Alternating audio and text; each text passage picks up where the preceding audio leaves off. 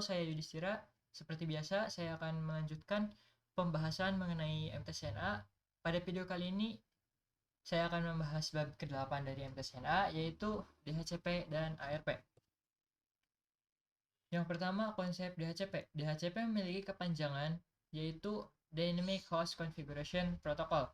Jadi, DHCP merupakan service yang digunakan untuk mempermudah distribusi IP address dalam suatu jaringan secara otomatis. Terdapat 3 jenis tipe pada DHCP. Yang pertama, DHCP server sebagai penyedia layanan DHCP ke klien. Jadi, server memberikan klien IP, DNS, dan IP gateway secara otomatis. Kemudian yang kedua, yaitu DHCP client sebagai penerima layanan DHCP dari server. Klien memastikan bahwa ia menerima alamat IP dari server. Kemudian yang ketiga, yaitu DHCP relay sebagai penghubung layanan DHCP server ke klien, sehingga bisa dikatakan router yang menjadi DHCP relay hanya meneruskan DHCP request dari perangkat klien ke DHCP server. Kemudian cara kerja DHCP. Cara kerja DHCP yaitu melalui proses DORA. DORA merupakan singkatan dari Discover, Over, Request, dan ACK.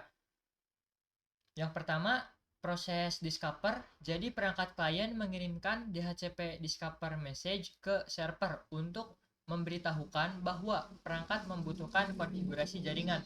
Kemudian pada proses Over, server DHCP merespon dengan DHCP Over message yang berisi penawaran konfigurasi jaringan, termasuk alamat IP yang tersedia.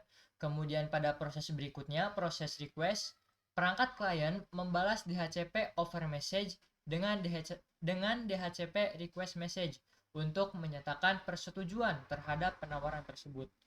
Kemudian pada proses terakhir, ACK server DHCP membalas DHCP request message dengan DHCP ACK message yang berisi informasi mengenai konfigurasi jaringan yang sesuai kesepakatan.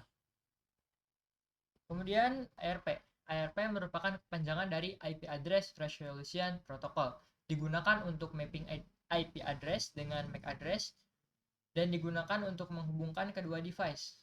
ARP bekerja secara otomatis. Kemudian ARP juga dapat dikonfigurasikan secara manual. Kemudian yang terakhir, cara kerja ARP. Ketika perangkat sumber ingin mengirimkan paket IP versi 4 ke perangkat lain, ARP akan memeriksa cache ARP untuk mencari alamat MAC tujuan. Jika alamat MAC tujuan tidak ada di cache ARP, maka perangkat sumber akan mengirimkan pesan permintaan ARP ke jaringan lokal. Kemudian perangkat tujuan yang sesuai akan mengirimkan paket balasan ARP yang berisi alamat MAC-nya. Kemudian perangkat sumber akan memperbarui alamat MAC tujuan di cache APP. Itu saja yang dapat saya sampaikan, kurang dan lebihnya mohon maaf. Sekian dan terima kasih.